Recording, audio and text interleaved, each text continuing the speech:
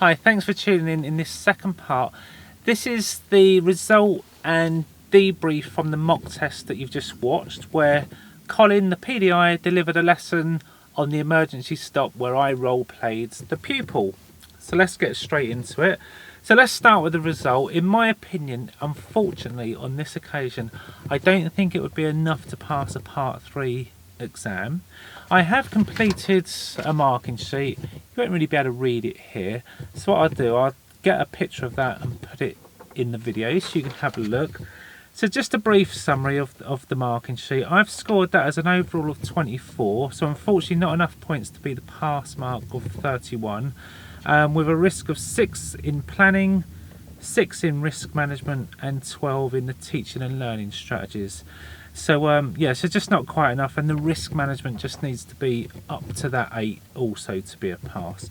So let's go through what I've got. I'm going to go through my notes so I don't forget anything. So I want to do Colin the justice of giving this a full review, and you know, there'll probably be things as you look back at this thing, oh Howard, you didn't talk about that.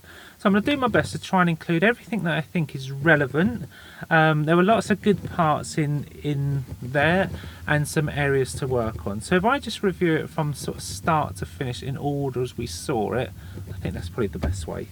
So let's look at the start of the lesson. So with the Q&A technique, I thought the Q&A technique was a little bit vague. And me as the pupil, I almost felt like I was having to guess what Colin was thinking, almost like being encouraged to finish off his sentences. So I thought the questions could be more focused. I want to talk now about the goals of the lesson. So what Colin needs to do is agree clear goals and agree responsibility for each of those goals at the start. So for example, the pupil expressed a desire to have a go look at ABS, the ABS system in more detail, and the roads are wet. So that was an opportunity that we didn't have last time when I did the emergency stop before with him. So now we've got wet roads, and I expressed this need to want to do ABS. So I would have included that as a goal and say, like, let's set that as a goal. Do you want to do that, Howard? Yes. So that would have been a better thing to do, in my opinion, there. Roundabout, speed on approach, yes, this was set a goal. This was a need that I needed from previous lessons, and I felt that was good to have there in a goal. Independent driving, now that come up sort of just from a conversation at the start that I wouldn't ever be able to find my way home, and I expressed the need to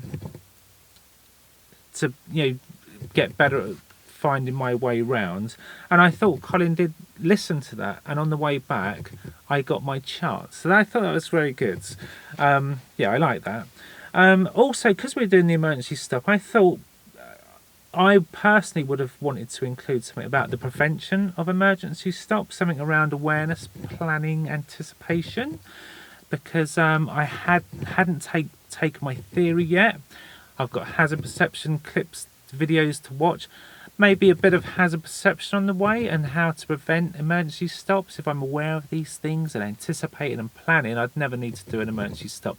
So I thought that was a bit of a missed opportunity that could have been a good thing to get into this lesson.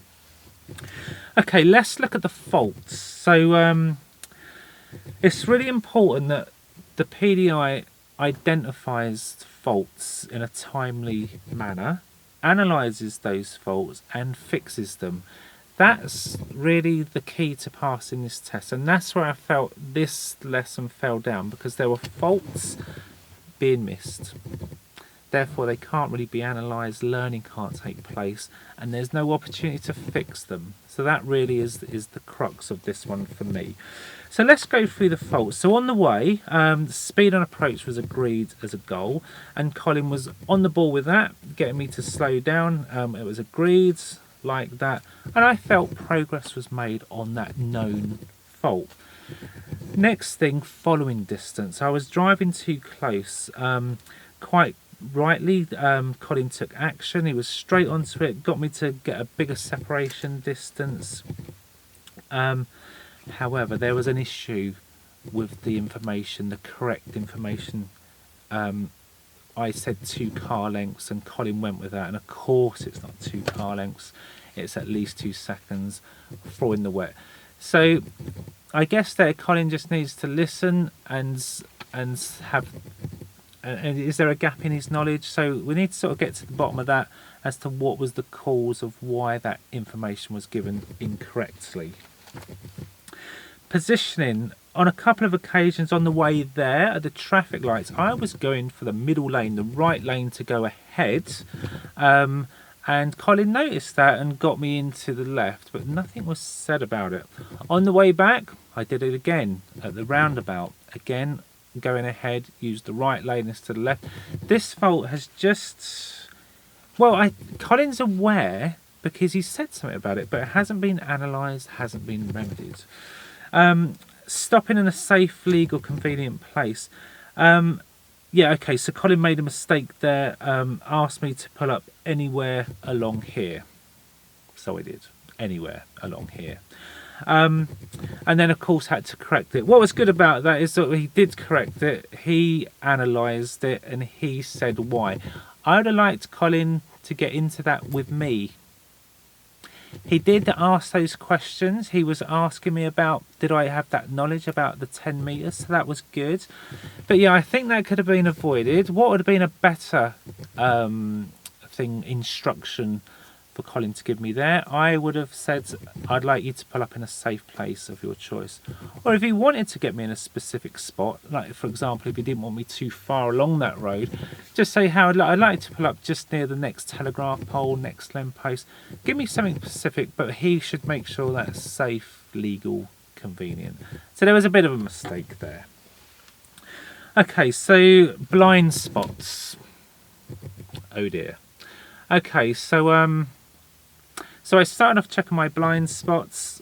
As once we'd done the first emergency stop, I was instructed to move on, and then there I didn't check them, and Colin's missed it. So I've exploited that more and more as the lesson's gone on, to the fact where I'm getting Colin to say, "Come on, Colin, check for me, is it safe?" Because I don't need to check, and for that reason, that's really going to hurt hard on the marking sheet. That's why the risk has been brought down, because I'm just not looking.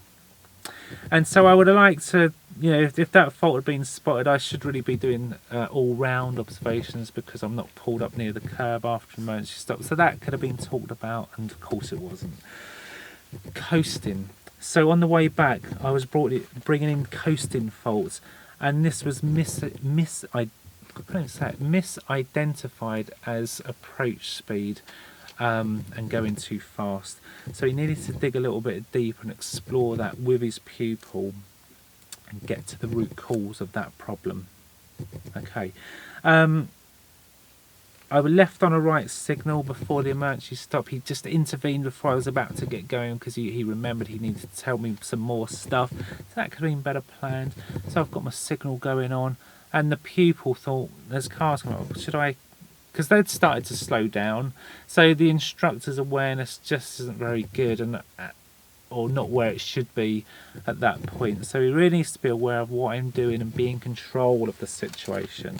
I approached the T-junction on the wrong side of the road. That was identified, that was analysed. Remedy? No. Is it worth doing that again? Did I have another opportunity to do that later? Yeah, well, I did come to a T-junction, the one I didn't signal. So those things could be in there if he's being more proactive with that. And also, I asked a question at the end at that road, whereas do I need to look down that road because it's like a dead end? It was a no-through road. I called it a dead end. And Colin gave me some misinformation there to sort of say, well, there'd be no vehicles, but still look for pedestrians. Well, yeah, it's a no-through road. People live down there, and people do drive out in vehicles. So I was given misinformation there. So this is where the technical information could be a little bit better. Pupils' questions and queries. I think I've just talked about that. I've got there. Is it a one-way? That was answered. Clearance on the parked car in there. Have I got enough? How would I judge it? Could that be explored there? Possibly. Do I need to look? Yeah, and then the other question. Do I need to look as it's a dead end? covered that. So yeah, I'll give him misinformation. Technical information, just to sum up, yeah, 2-second rule, not 2 car lengths. ABS, I was being encouraged to lift off if the ABS come on. This is incorrect. I probed Colin with that, and he did come back to the correct answer on that. So okay, so we got there in the end on that one. The pupil talked about brake checking because his dad does it. Be much firmer with that. No, don't do that. Do not do that, and the risk associated. I thought just Colin needed to pounce on these things and just get there sooner, and just sort of be a bit more assertive and a bit more decisive with these things. It's a confidence thing. As you know, going through this, especially with role play, you know, you're with your trainer, it can be feel intimidating, but remember you're in control, and you've got to look at that person as your pupil. And it is just training, it is just simulation, and I know it's hard, and it does get easier when you're out there with your real pupils, because all that kind of goes away. So roll on the days when we can get Colin out with real pupils, but of course we need just to make sure we get into a standard that is safe for the pupil, that learning is going to take place, and that they have a good lesson. So in summary, before the summary, the use of time, I want to talk about that. So we got back 12 minutes early. There was time to sort out some of these things with position, with the coasting.